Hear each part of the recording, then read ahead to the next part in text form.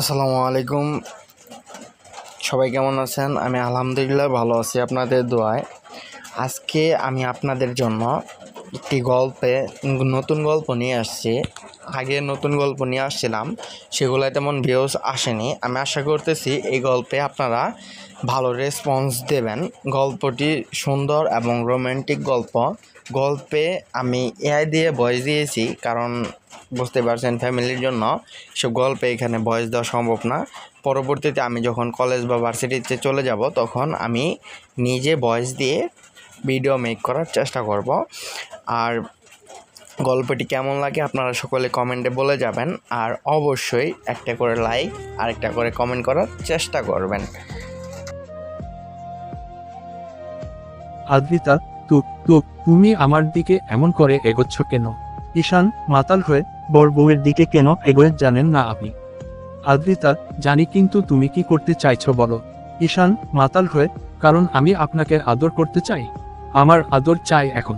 আদ্রিতা, আমি তোমাকে বর হিসেবে মানি না, প্লিজ তুমি আমার কাছে এসো না, তোমাকে দেখে আমার ভয় লাগছে।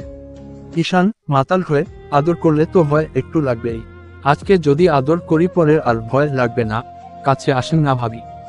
আদ্রিতা, ঈশান আমি তোমার ভাবি হই, প্লিজ এরকম কিছু করো না, তাহলে আমার অনেক ভয় লাগবে। আমি তোমাকে অনেক বিশ্বাস করি, প্লিজ আমার সাথে এমন কিছু করো না। ঈশান মাতাল হয়ে, ভাবি হতেন কিন্তু এখন আপনি আমার বউ, তাছাড়া আমি আপনাকে বউ হিসেবে মানি, তাহলে ভাবি হিসেবে মানব কেন? আর আপনি কি আমাকে বিয়ে করেছেন দেবর বলার জন্য? হ্যাঁ। আদ্রিতা, আমি তোমাকে বর হিসেবে মানি না। তুমি একদম আমার সাথে উল্টোপাল্টা কিছু করবে না, তাহলে আমি সত্যি এখন চিৎকার করব আর কান্না করে দিব। বলবো তুমি আমার সাথে উল্টোপাল্টা কিছু করেছো। ঈশান মাতাল হয়ে, আপনার যা বলার আপনি বলতে পারেন, তাতে আমার কিছু যায় আসে না। এখন আপনি আমার বউ, আপনাকে আমি আদর করতে পারি, আর আপনি চিৎকার করলে তাতে কেউ আসবে না, সবাই ভাববে আপনি ব্যথা পাচ্ছেন ওই জন্য চিৎকার করছেন।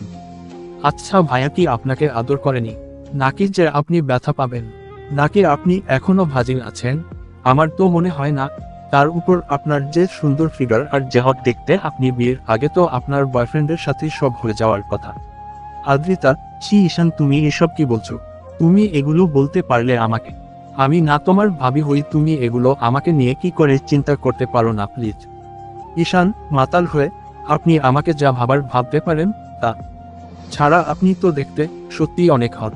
তাছাড়া ভাইয়ার সাথে আপনার কিছু না হলেও আপনার তো বয়ফ্রেন্ড ছিল, তাই না? তাহলে তার সাথে কিছু হয়নি? আদ্রিতা, ঈশান আমি কিন্তু তোমার ভাবি হই, তুমি আর একটাবার এসব বল হসন্ত টোপালটা কথা বললে আমি তোমার গায়ে হাত তুলতে বাধ্য হব, সেটা কি খুব ভালো হবে?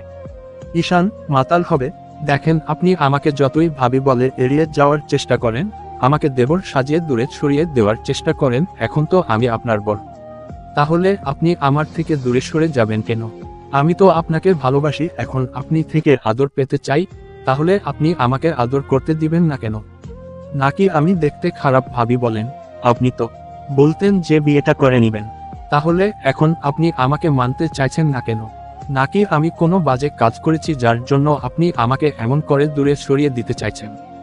আদ্রিতা, ঈশান আমি তোমার চিন্তা ভাবনা দেখে অবাক হয়ে যাচ্ছি।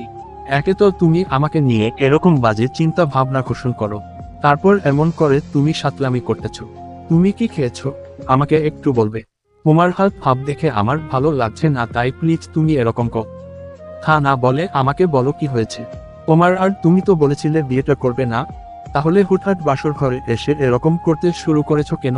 কি হয়েছে তোমার? ঈশান মাতাল হয়ে, নিজের বউয়ের থেকে কেউ দূরে সরে থাকতে পারে, আমিও পারবো না।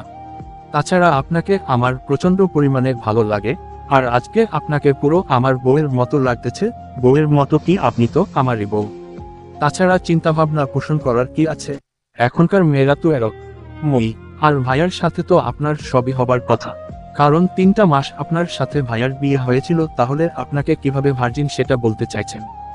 আদ্রিতা, তুমি আমাকে যেমনটা ভাবছো আমিও অতটা বাজে মেয়ে নই।